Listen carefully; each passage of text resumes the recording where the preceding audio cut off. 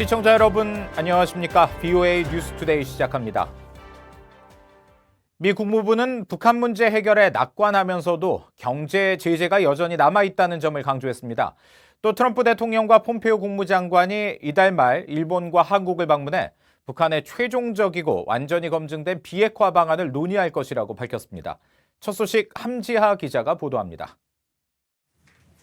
정례 브리핑에 나선 모건 오테이거스 국무부 대변인은 싱가포르에서 열렸던 1차 미북 정상회담 이후 1년이 지났다면서 북한 문제 해결에 미국은 여전히 낙관적인 입장이라고 밝혔습니다. 북한의 밝은 미래를 위한 김정은 위원장의 선택을 확신한다는 겁니다. Kim Jong-un and his government will see a path for a brighter future for the North Korean people, and 1 year later, that's what we are still aspiring to and still hoping for, while noting, of course, that economic sanctions do remain. 오테이거스 대변인은 이어 북한 문제는 우리 모두 일평생 마주하게 될 가장 어려운 사안이 분명하다면서도 미국이 북한 문제에서 거둔 진전을 상기시켰습니다. 특히 김정은 위원장의 비핵화 약속을 강조했습니다. We've been able to get our North Korean counterparts to the table where they have committed to the president and to the Secretary of State that they will denuclearize. And of course, we have Steve Biegun working on this diligently. 오테이거스 대변인은 최근 북한 측 일부 인사가 숙청됐다는 보도에 대해서는 잘 모른다면서 구체적인 답변을 하지 않았습니다. 대신 트럼프 대통령과 폼페오 장관이 계속 말했듯이 미국은 경제적 제재가 남아있는 상태에서 북한과의 협상에 열려있고 그 입장이 변했다고 생각하지 않는다고 밝혔습니다. 국무부는 트럼프 대통령과 폼페오 국무장관의 이달 말 일본과 한국 순차 방문을 공식적으로 확인하면서 북한 문제를 다룰 것이라고 밝혔습니다. On the margins of the summit, Secretary Pompeo will join President Trump in meeting with Prime Minister Abe to coordinate on the final, fully verified denuclearization of North Korea and to discuss ways to strengthen trilateral cooperation with the Republic of Korea on our unified approach toward the DPRK and other shared challenges. 또 폼페오 장관은 트럼프 대통령과 한국을 방문해 문재인 대통령과 만난다면서 두 정상이 미한 동맹 강화 방안을 논의할 것이라고 말했습니다. 또 트럼프 대통령과 문재인 대통령은 북한의 최종적이고 완전히 검증된 비핵화 달성을 위한 긴밀한 공조 노력을 계속할 것이라고 강조했습니다. VOA 뉴스 함지하입니다. 미국 하원의 애덤 스미스 군사위원장이 북한은 핵무기를 포기하지 않을 것이라면서 북한을 지속해서 제재해야 한다고 밝혔습니다. 북한 위협을 억제하기 위해서는 동맹국들과 강한 연대를 유지해야 하고 북한 위협에 대응할 군사 역량을 갖춰야 한다고 강조했습니다. 김칸희 기자의 보도입니다. 워싱턴에 있는 국제전략문제연구소 CSIS가 주최한 미국이 직면한 안보도전이라는 주제의 토론회에 참석한 애덤 스미스 하원 군사위원장은 미국의 적대국 중 하나로 북한을 지목하면서 북한은 핵무기를 포기하지 않을 것이라고 밝혔습니다. 그러면서 김정은은 북한을 핵무기 보유국으로 인정받고 싶어 하지만 국제사회는 절대로 용납해선 안 된다고 강조했습니다. Now, he'd love to be able to keep his nuclear weapons and be let back into the good graces of the international community so that they can get out from under the economic sanctions. We should definitely continue to sanction them. 스미스 위원장은 이어 북한의 위협에 대응할 수 있는 가장 좋은 방안은 대북 억지력을 강화하는 것이라고 밝혔습니다. 동맹국들과의 연대와 강한 군사력으로 북한의 핵무기, 탄도미사일 기술을 개발해선 안 된다는 분명한 메시지를 지속적으로 보내야 한다는 설명입니다. That's why having a strong force in South Korea, having strong allies in the region, and making sure that we have the military capability to meet that threat, that's the most important message that we can send to North Korea.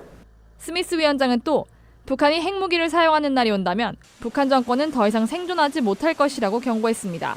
And whatever harm they think they can cause, if they cause it, we have allies, you will cease to exist. So that's the deterrent that I think we ought to use in North Korea.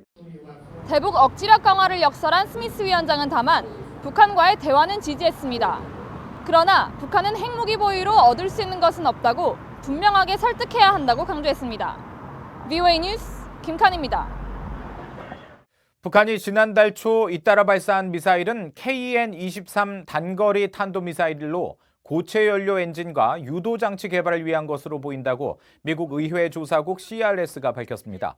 CRS는 최근 발표한 북한의 핵과 탄도미사일 프로그램 보고서에서 이같이 분석하며 북한이 액체 연료 엔진보다 화학적으로 더 안정적인 고체 연료 엔진으로 방향을 트는데 일부 진전이 있는 것으로 보인다고 설명했습니다. 그러면서 북한이 지난해 6월 싱가포르 미북 정상회담 이전에 해체한 서해 발사장과 관련해 북한이 고체 연료 엔진 개발로 선회한 만큼 액체 연료 엔진을 위한 발사장이 더 이상 필요 없을 수 있다는 전문가의 의견을 소개했습니다. 보고서는 또 북한의 정확한 핵탄두 숫자는 공식적으로 알려지지 않았지만 현재까지 약 35개의 핵무기를 만들 수 있는 핵물질을 생산했고 추가적으로 1년에 7개의 핵탄두 생산이 가능한 핵물질을 생산하고 있는 것으로 일부 전문가들은 추정한다고 말했습니다. 북한 당국이 주민들을 자의적이고 초법적으로 처형한 장소에 관한 증언이 적어도 323건에 이르고 시체 안매장지와 소각장에 관한 증언이 25건이 나왔다는 조사 결과가 공개됐습니다. 대북 인권단체인 전환기 정의 워킹그룹은 10일 탈북민 610명을 지난 4년 동안 인터뷰한 자료를 바탕으로 작성한 살해당한 사람들을 위한 매핑이란 제목의 보고서를 통해 공개 처형은 주로 강가와 공터, 경기장, 학교 운동장 등에서 이루어지는 경향을 보였고 가장 많이 적용된 죄목은 절도와 재산 침해죄였다고 밝혔습니다. 보고서는 또 북한이 공항에서 휴대폰 압수 등을 통해 정보가 밖으로 못 나가게 하는 등 공개 처형에 대한 국제사회의 강력한 비판에 민감하게 반응하는 모습을 보였다는 증언도 소개했습니다. 이 단체의 이영환 대표는 VOA에 보고서가 공개한 처형 장소는 인권범죄의 현장으로서 중요한 의미가 있다고 밝혔으며 유엔 서울인권사무소의 시나 폴슨 소장도 민간단체들의 이 같은 보고서는 유엔의 대북 인권 활동에 중요한 역할을 한다고 평가했습니다. 북한산 석탄을 싣고 있는 것으로 알려진 파나마 선박 동타노가 닷새째 베트남 해역에 머물고 있는 것으로 나타났습니다. 선박의 위치 정보 민간 웹사이트 마린트래픽에 따르면 동타노는 지난 5일 베트남 난단의 붕따우 인근 해역에 도착한 뒤 10일 현재 붕따우에서 약 10km 떨어진 지점에 자리 잡고 있습니다. 앞서 동타노는 붕따우 항구를 목적지로 신고했지만 현재는 붕따우에서 멀지 않은 호치민시 항구로 변경한 상태며 바지선을 이용한 해산 석탄 하역 작업을 하기 위해서는 지금보다 더 육지 쪽으로 이동해야 한다고 선박업계 관계자가 VOA에 전했습니다. 앞서 이번 사안의 정통한 소식통은 지난 5일 VOA에 동타노의 용선주인 베트남의 보스코사가 베트남에 석탄을 내려놓으려고 하고 있으며 그 방법을 최선으로 인식하고 있다고 전했습니다. 동타노는 지난 4월 13일 인도네시아 발릭파판항 인근 해역에서 북한 선박 와이즈 어네스트호에서 하역된 북한 석탄을 실었으며 이후 말레이시아와 인도네시아 입항이 거부됐었습니다. 미국과 일본의 고위 외교안보 당국자들이 10일부터 12일까지 확장 억지력 강화 방안을 논의하기 위한 협의를 벌입니다.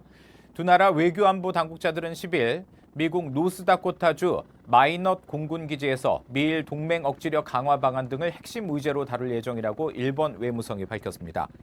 이번 협의에서 미국 측은 토마스 디나노 국무부 군비통제 검증 담당 차관보와 로버트 슈퍼 국방부 핵미사일 방어 담당 차관보가 참석하며 일본 측은 후나코시 다케이로 외무성 북미국 참사관과 이시카와 다케시 방위성 방위정책국 차장 등이 참석합니다.